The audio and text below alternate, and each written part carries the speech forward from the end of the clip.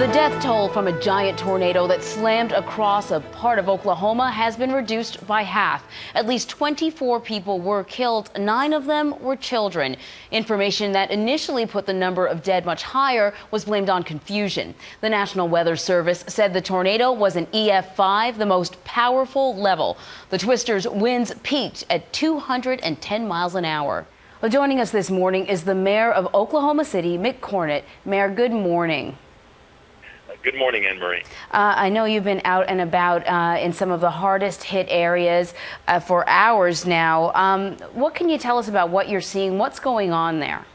Well, I tell you, the level of devastation is just hard to imagine. It's my first time to be at a ground zero tornado event, and to walk and to see these piles of rubble 3 and 4 feet high over several blocks with cars standing on end, people's personal belongings being just thrown around, like children's toys and textbooks and personal objects like that. It just takes your breath away, and it's hard to imagine when I look at the rubble that anybody survived, that anybody lived to walk out of this stuff. But people did.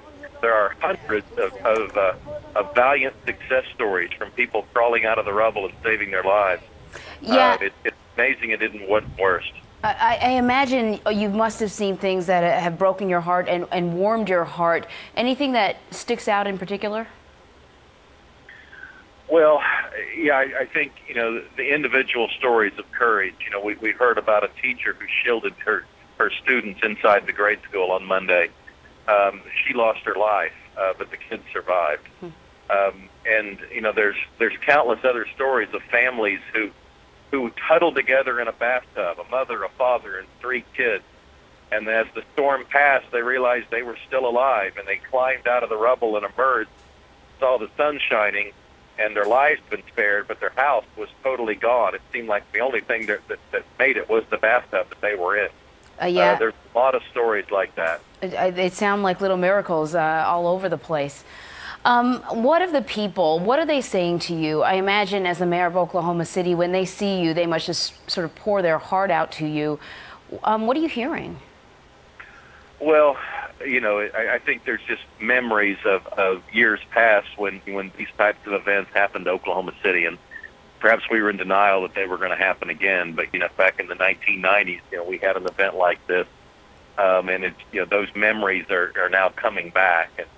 And a lot has changed in the city since then. Hundreds of thousands of people live here that didn't live here then. But for those of us that lived through that one and lived through this one again, it's a reminder of just how sturdy the human soul can be. It's a pretty tough group of people. Indeed, we've already heard talk of rebuilding. You've seen the area. What's it going to take to rebuild? What sort of help are they going to need from the federal government, from FEMA?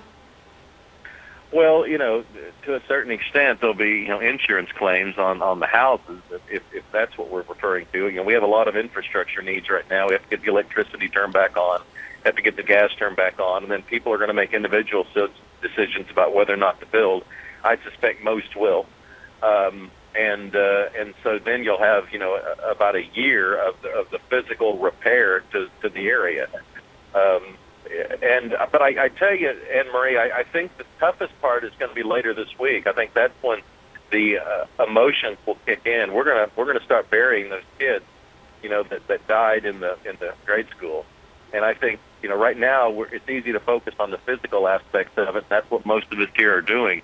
But the emotional toll is going to be pretty large, and I think to a certain extent we're in denial that that's the next stage we don't want to face. I can only imagine. I read that you are a 4th-generation Oklahoman. How do families manage to stay in a place called Tornado Alley? What does it take to make this area home? Well, it's first, don't get the impression that we live in fear or that we live with these every day. As you said, I've lived here pretty much my whole life. I've never actually seen a tornado. We have a city of 620 square miles, and the impact, even on this, the largest of all tornadoes, is still microscopic in size. It has taken out neighborhoods, not full areas of the city. But I think I think people here are used to the technology advances that allow us to have great warnings about these types of events. And in the city's 130-year history, this is only the second F5 that we've ever had. And an F5 is the one that you can't really hide from, and the type you never want to be in. And so, to a certain extent, I think it's easy to assume that we live in fear of these. I would say we live in respect. We understand the dangers, but it's not something that changes our lives and our day-to-day activities.